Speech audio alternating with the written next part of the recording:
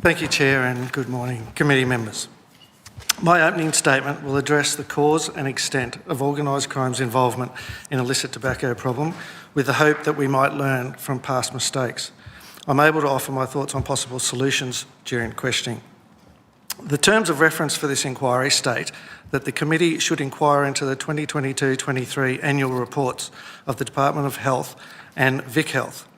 I note that there is not one mention of illicit tobacco or illicit vapes in either of those reports. This omission is an example of why we are faced with a flourishing law enforcement problem. Not only have this country's health policies been the key driver in creating the black market, but health authorities, particularly in this state, have made no attempt to fix it or even acknowledge its existence. If it were not for the criminals bringing attention to themselves by killing each other and firebombing each other's shops, we would not be having this hearing. Fortunately, the existence of this crime industry and the damage being caused by it can no longer be denied or ignored. We're here today talking about the explosion of illicit tobacco and vapes because Australia's tobacco policy has failed to change with the times. That policy is based on the World Health Organization Tobacco Convention that Australia signed in 2003, which asks countries to consider appropriate tax measures as a means to reduce tobacco consumption. Since 2010, the tax measures we have taken have not been appropriate. The artificial price put on tobacco means it is tantamount to a prohibition policy. The WHO did foresee that the growth of illicit tobacco was a likely outcome of their own convention, and so included an article which warned countries that eliminating all forms of illicit tobacco was essential to tobacco control. Successive federal governments have ignored that warning. In 2012, the WHO established a further convention, this time solely focused on illicit tobacco. This set out the global template for what countries should do to protect their citizens. Almost 100 countries have signed up to that. Australia refuses to do so. That convention outlines world's best practice, and we have ignored it.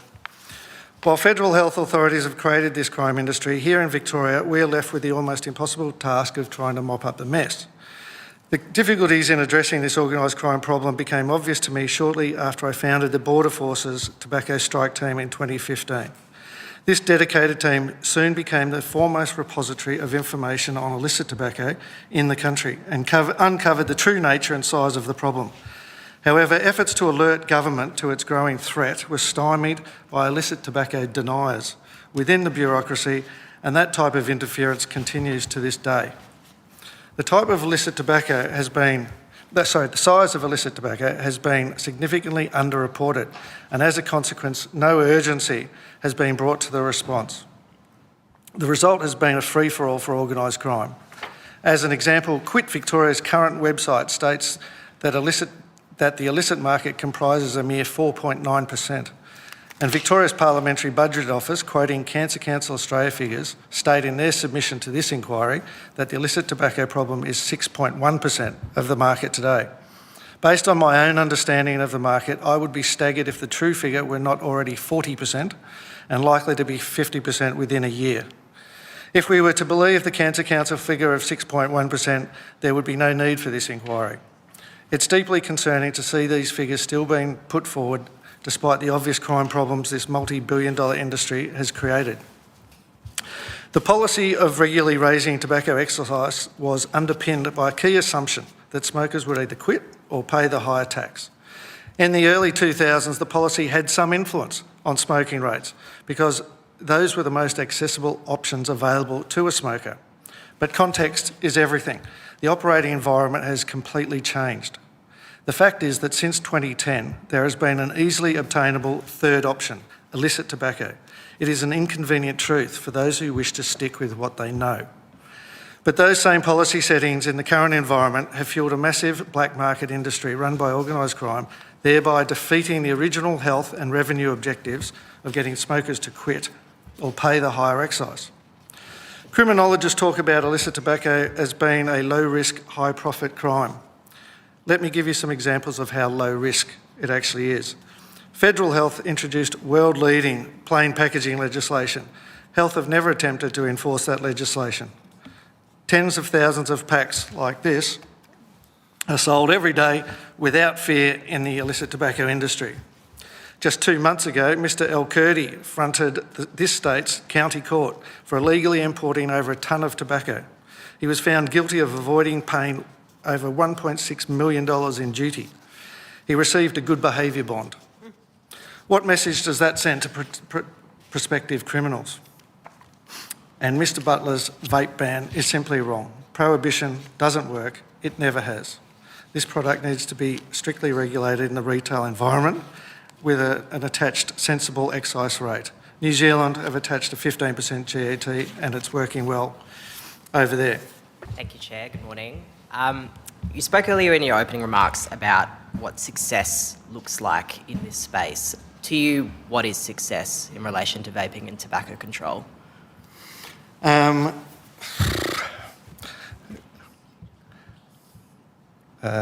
a community member, do you mean? Yeah, in any way you'd like to answer. Yeah. I would love to see the illicit market completely abolished. I understand it's difficult. I'm disappointed that it's already been created. And as I say, I think the only way to eliminate it is to reverse course on the policy that's created it. Yeah.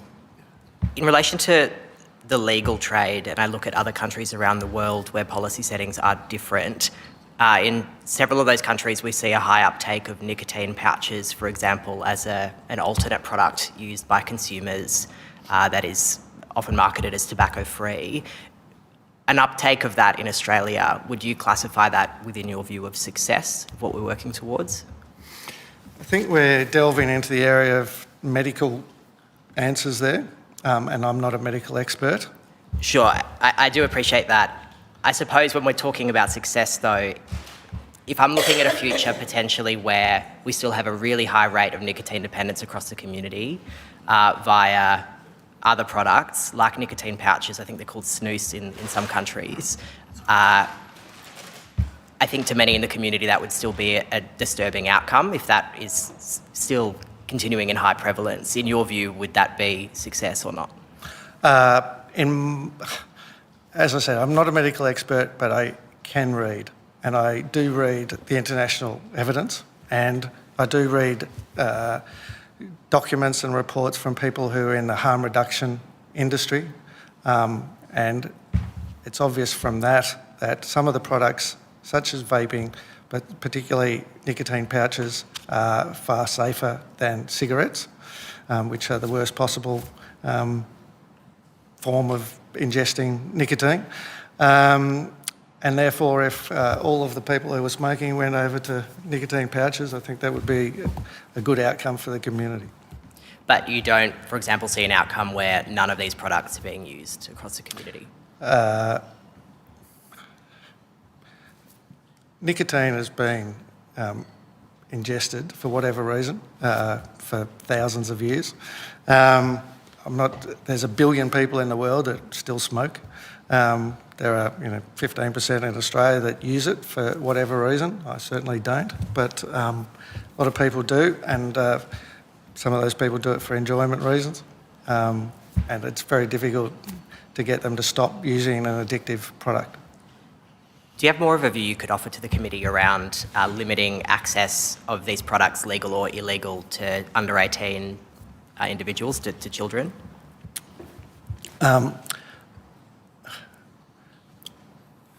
think we do a reasonable job of that with alcohol in terms of the legislation and the regulations we put around restricting access to for youth to alcohol.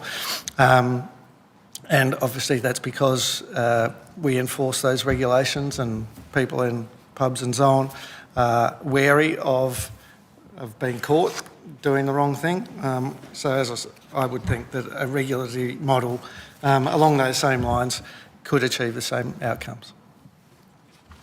Thank you, Mr. Wheely. We'll go to Mr. Tack. Thank you, Chair. Mr. Pike, I have a very short question for you. Should vaping be licensed rather than made illegal? Yes. Great. I'm going to take over then in the 1.5 minutes remaining. So licensing regime, what's the key elements to get it right? To get it right, enforcement. Enforcement. Enforcement Great. Enforcement and- agency, you mentioned. Are you in favour of a standalone tobacco enforcement agency, one linked in with VicPol? I just want some clarity from you. Yes. Yes, something that falls under the Department of Justice Yep. with clear links to VicPol where organised crime is obvious.